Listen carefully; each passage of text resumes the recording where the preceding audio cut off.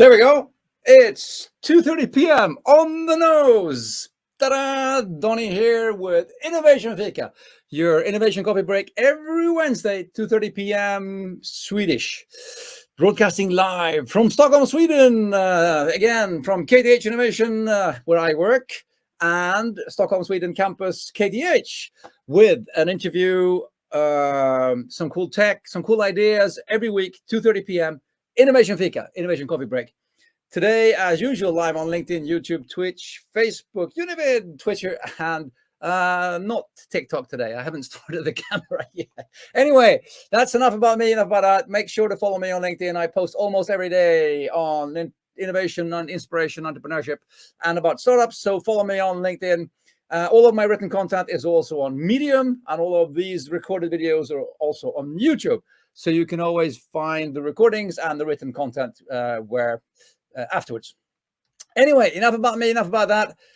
Happy to see everybody online. Hey, Sammy, excited about the session. Cool, Sammy, welcome on board. And of course, Gunvor as well. Hey, Gunvor, Norway and Africa on board. But not for me.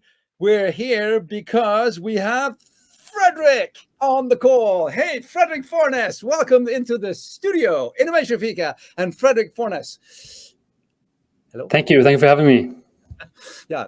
Let's see. I have to add a banner here. Fredrik Fornes, who is, I don't know how many extra things to add on his name, but Fredrik Fornes, LinkedIn superhero extraordinaire. I came in touch with Fredrik on LinkedIn. I mean, LinkedIn is actually a tool for networking, first and foremost. And I actually got in touch with Fredrik, and I started reading about his story. But we'll come back to that. I'm getting ahead of myself. Sorry, I need to slow down. I'm slowing down. I'm speaking slower. I'll always start by asking my guests, who are you, sir, and what do you do? My name is Fredrik. I'm 29, approaching 30. That feels quite scary, but it is what it is. I'm a journalist, so that's my background. A journalist gone to the dark side, you can say, by going over to marketing. So I did journalism for a couple of years, and then I sold my soul, and now I do marketing. So that's basically my entrance into this world. Well, very humble. Thank you very much for that. And now I can come back to what I started by saying. I found Fredrik online through a mutual friend we have online. And that's the great thing with LinkedIn, as when you actually comment on somebody's post, somebody else sees you commenting on that, and then that's sort of how you can follow, down the rabbit hole. But you can also follow, the strings of how to find new people to follow and get in contact with. And that's how I find Fredrik. And then I started reading your story, and it was like 1 year ago I had 0 views on LinkedIn, so I decided to do something about it, and then I had 1 million, and I'm going, okay, like 0 to 1 million. How? So then my first question is, why did you decide to do all of this, and how did you go about it? I mean, where did you start? So when I started LinkedIn, it was because I started a new job in a company, a software company, that I realized that the brand awareness was terrible. So people didn't know about the brand at all. So I started thinking, how can I reach, the B2B audience in the best way? And I read some articles about LinkedIn being a very exciting platform in terms of the reach you can get in there right now. So basically, you have what we call content-saturated platforms, which are Facebook and Instagram. Too much content, so it's really hard to gain a high number of reach on those platforms. LinkedIn, on the other hand, is content deficient, so there's not enough content.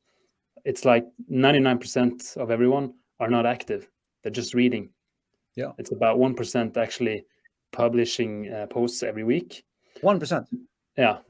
So there's like 820 million, I think, right now on LinkedIn, and just about 3 million is publishing content weekly. So it's extremely few, meaning you get a lot of traction when you actually post something. So I understood that this is probably a good platform to dive into. So I tried to learn, search and find ebooks and webinars and whatever to just gain an insight in how the platform worked. And I gave myself a challenge. I said to myself, I knew it takes time to position yourself in the market. So I gave myself a challenge. I said, let's try this for 12 months and not take any decision whether or not to continue or not before I've done it for 12 months. So I said to myself, let's do it for 1 year and not, and I checked the numbers and adjusted and tweaked my content. But I never said to myself, oh, it doesn't work, or I'm going to stop this. I said to myself, I have to do it for a year before I do that. And that year gave me the 1 million views. Yeah. And that's interesting. This is not that we're okay. Falling over my words again. There are so many things that you write that I appreciate reading, because you actually write about stuff that is kind of also out of the ordinary LinkedIn, advice and stuff like that. But when you talk about views, how can I see how many views I actually have on LinkedIn on my content? How do you, because we talk, I mean, you can see how many followers I have, and I can see how many people have read my it says sort of reach of the post. But when you're talking about views, how do I see that? How do I know that? So they've actually come up with a new feature, so you can actually click on your views and then sort for the last 365 days. So you can actually see how many views you have for the last year. You can also use a third-party tool that's called Shield. So Shield app, which is a statistic tool, which you can actually get a lot of interesting numbers to see what kind of engagement rate you have, how many views, how many comments, etc. So that's also useful. Costs some dollars in every month, but could be worth it to actually measure what works and what doesn't work. Yeah, cool. I actually checked my views this morning. Okay. I can't. I'm. You're way ahead of me. I can just say that you're way ahead. I had 545,000 views or something like that. So which pretty good. It's only half of yours. So, but I guess it's not too bad anyway. No, but okay. Well, let's. People coming on board. Everyone. Hi, everyone. Hi, Magdalena. Hi, Ragnhild as well. More Norway, and then of course down to Africa again. Hey, Shim. Good to see you. By the way, Sammy on the call and Shim, you should connect. And then of course we have Anna Östergren as well. Anna Östergren as well. Hi all. Cool. Welcome. I'm just adding this to say that add your questions in the comments in the feed here as we go along. But anyway, coming back to sort of when you sort of started getting into it, and you said you started posting stuff, and then you started to see what works, what doesn't, and what did you start learning? I mean, what was sort of what was your sort of insights then? So I think what most people do wrong on LinkedIn is that they always think about what's my product, what am I here to sell, and they just talk about that. They talk about their products and themselves. Mm-hmm. And if you scroll back in my feed as well, my first post was like 1 like, and it was me sharing external links to webinars we were going to have in the software company or whatever, and nobody cared. So when I actually started being a bit more personal and sharing other stuff that actually was of value, people could learn something from it, that's when I actually started seeing a lot more engagement on my posts.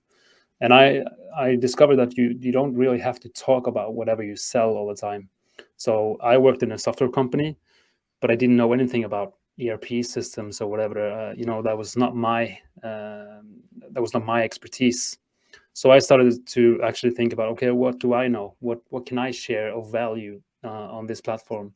And I started thinking about, okay, I can write, so maybe some writing tips.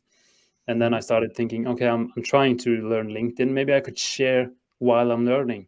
And I think that's also a good point. You don't have to be expert at anything. As I say, when I started sharing LinkedIn tips, I was no expert at all. I just started sharing while I was learning.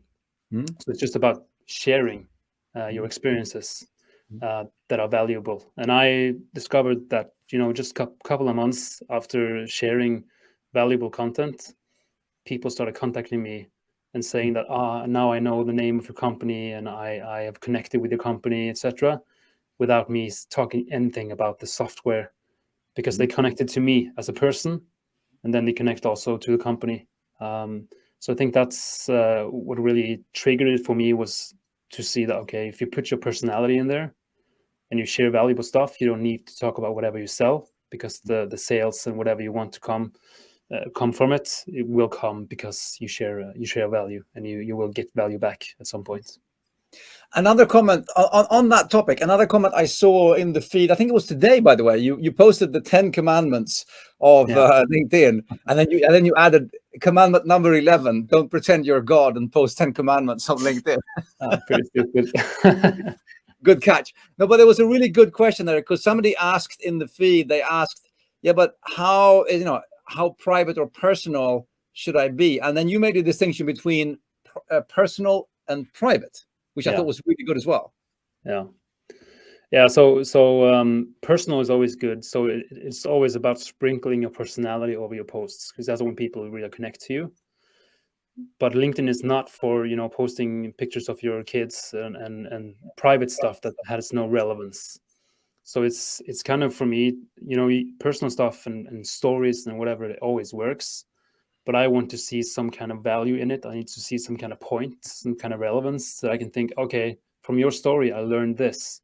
This was valuable for me in business wise, because there's a moral to the story or whatever that makes it, again, valuable. It's always about the value, always. Yeah, I think that's a really good distinction, and I know some people that I follow. Actually, Sami, who was on the call, he does that very, very nicely. He has very sort of personally flavored sort of posts, but but it's always added value in them. So I think that's a very, very good distinction. Anything else that sort of came up when you were sort of realized that things that started working, and anything else sort of that you sort of waha, little insights? For me, it's like storytelling is extremely effective. So trying to tell stories and building and structuring a post as a story is always effective.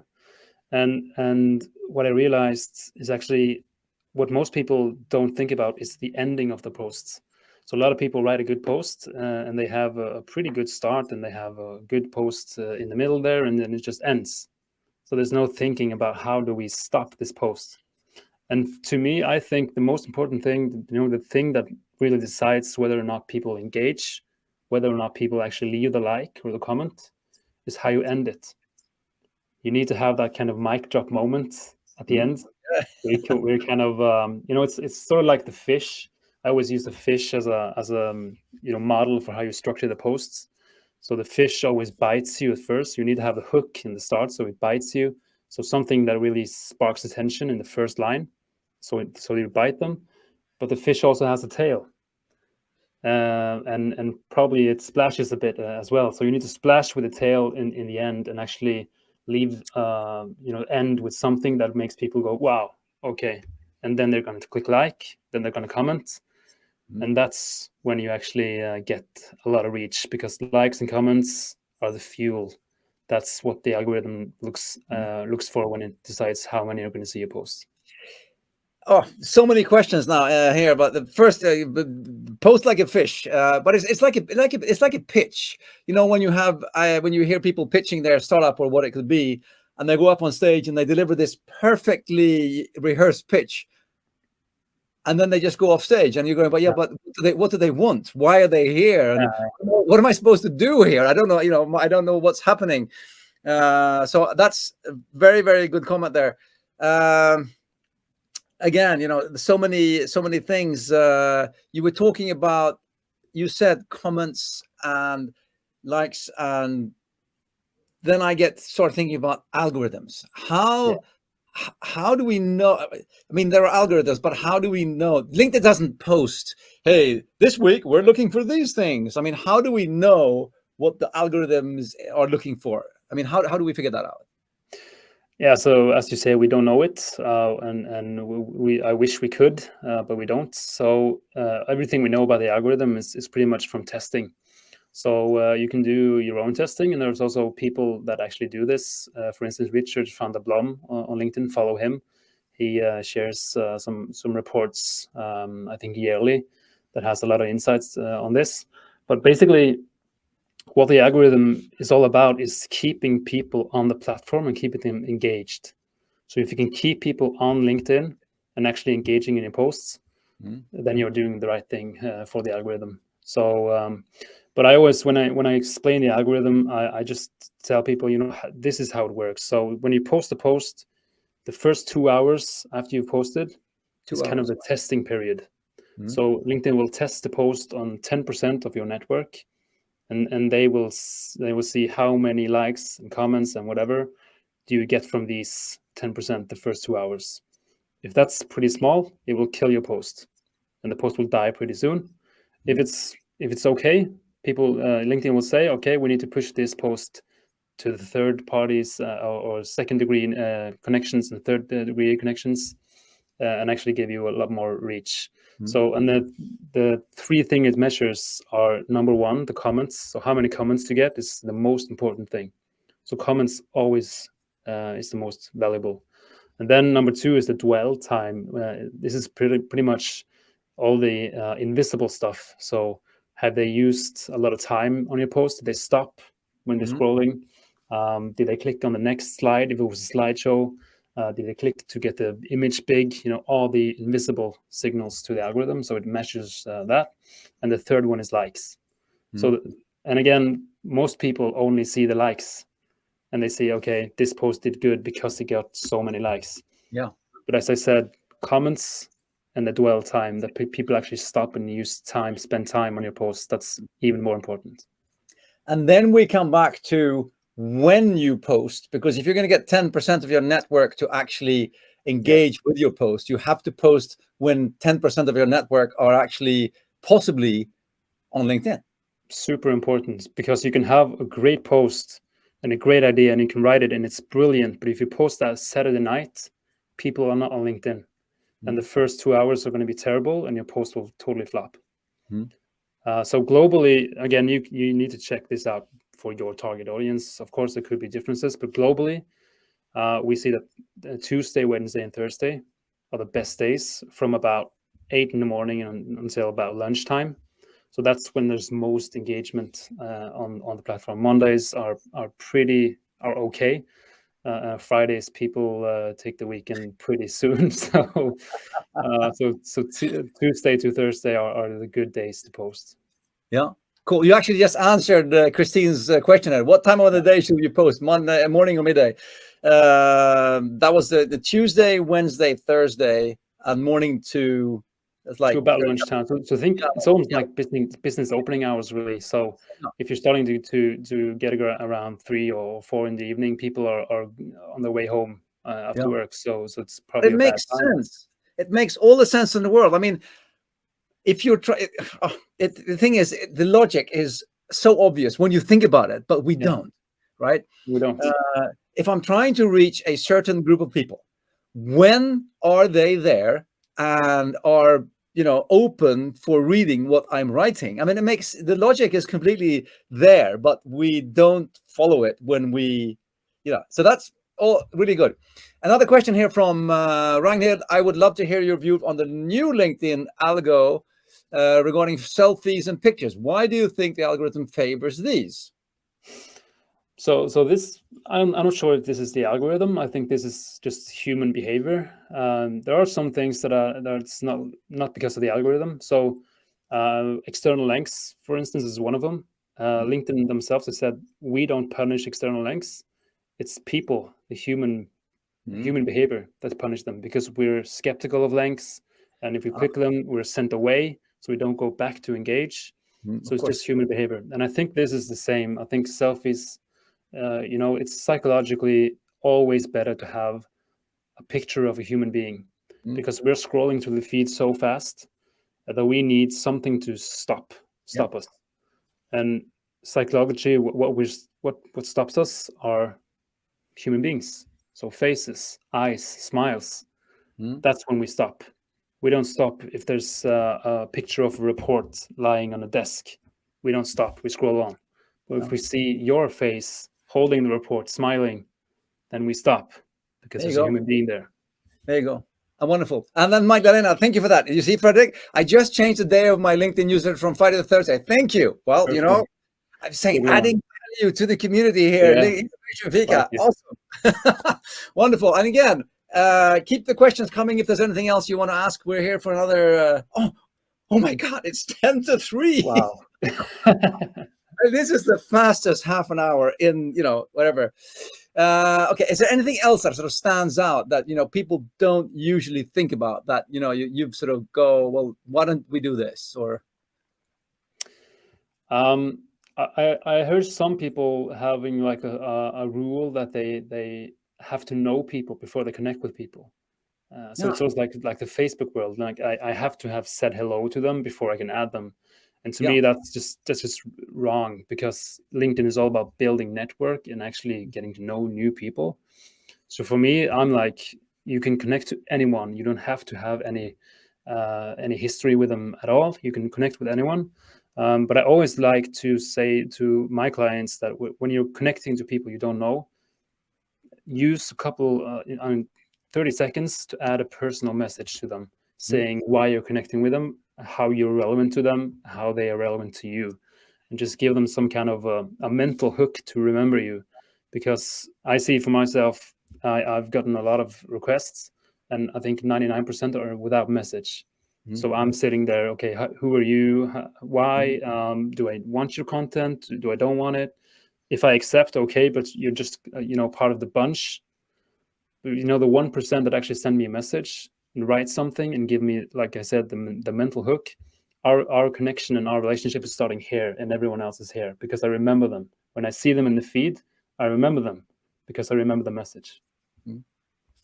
And I can tell everybody it works. That's the reason Fredrik is on the show today. Is actually, when I connected to him, I actually wrote and said, "Hey Fredrik, I would be honored and awed if you could be on my show with me. We'd be awesome." And you actually answered and said, "Ah, sounds cool. Let's do it one day." So it doesn't have to be harder than that, but make it personal. Yes. And the whole connection thing, I think, is so important, that when you're connecting with someone, but spend a minute, 2 minutes just looking at who they are and their profile, so just so you know who you're actually connecting to. Don't just sort of. So I completely agree with you, 100% on that one. And again, as you said, LinkedIn is a networking network more than anything else. I mean, Facebook is the I don't know anybody that I don't know already kind of thing. You only know people that either you. Yeah. So I think completely right. But again, it's 8 minutes to 3, and rushing off here. We need to get to the point where I mean, you've given us tons of really, really good information here. But as we always do, we never leave the show without our guests giving us their top 3 tips. So here is Fredrik Fornes' top 3 tips for your increasing your LinkedIn reach and just increasing your LinkedIn presence as well. So without further ado, Fredrik Fornes' top 3 tips. Tip number 1, create value for the community. So again, on the post, always think about there's someone sitting in the other end that need to have some value from this. So don't think about what I want to talk about. Think about what we want to read about. And I think John Esperian, a LinkedIn coach from the UK, he has a very good rule on this. He has the chair rule. So he says, if you can make the post challenging, helpful, amusing, interesting, relevant, then it's valuable. So try to nail one of those letters, and then it's valuable. The chair rule. I mean, post like a fish. Don't forget the chair rule. It's good metaphors here. Very good, very, very good rules here. Thank you very much. Now, tip number 2. Use images of people and headlines. Again, it's making people stopping when they scroll. That's always the challenge. So you need to, as we said, use people, images of people that will stop people. And again, the first 2 or 3 lines are so critical, because people only see this and then they get this, they read more or they see more link. So you can't start your post going like, hey network, today I want to talk to you about, that's the second you get 1 second to convince me to stop. So you need to, write the post and then go back and work on the first 2 or 3 lines. They need to go right into the story. They need to, spark curiosity. And again, with the fish, the hook, it needs to bite me, so I actually stop. So think about how you start the first part of your post. Really good. Thank you. And then, of course, ending off with tip number 3, understand the algorithms. Yeah. And this is easier said than done. But and I always remember to always write as a human to human beings. So the algorithm is always in second lane, but you need to understand how it works. So again, when do you post? How many hashtags? So don't go crazy with the hashtags. 3 are more than enough. You can tag people, but don't tag too many, because actually, if you tag like 15 people, like I see some people do, if you don't get a response from 50% of those people, the algorithm will actually mark your post as spam and hurt your reach. So you need to know about some things that could potentially kill your post without you actually knowing it. So good things here, and I like that. So we have the we have the 2 hours things. So make sure that you're posting when the people you want to read it are reachable. That makes all the sense in the world. And then, of course, again, such a good comment in the end there. If you tag people, if you actually tag too many that don't respond to your post, then you actually risk killing the post instead of increasing the post. Yeah. Really good. I mean, I love this. So good, concrete, hands-on, really good tips. Yes, thank you, Ragnhild. Great tips, Fredrik. Anna as well. Yes, so very helpful. Thank you very much. Thank you all for watching. Thank you, Fredrik, for being on the show. Everybody, make sure to follow Fredrik, and if you want to connect him, the golden rule: make it personal. Yes. Don't sell anything the first thing you do when you get in touch with him, and that goes for, I think, all communication as in general as well. Add value. Follow Fredrik. Follow me as well if you want, and I hope to see you all out there. This is the last show for the summer, so I'm taking a summer break now, and I'll be back in August again. Thank you all for watching so far. Episode 71 of my Innovation Fika. Fredrik Fornes, thank you so very much. And everybody online, thank you. I will actually end. Let's do this. We have a couple of minutes left. I will challenge everybody who is watching to, the coming year. Here's for the coming year. Give yourself a LinkedIn challenge of spending a year on actually not just posting, but actually trying to figure out what works in my community. Who am I trying to reach with, what kind of value am I actually trying to add, and what works and what doesn't, and actually, spend time on that. And then why not tell the story as well? As you said, I mean, that was the first thing you said was, you don't have to be the expert the first thing you do, but you can actually tell the story of what you're trying to do. And that itself is a very personal thing to follow as well. Yep. Perfect. Love it. Awesome. Okay, then.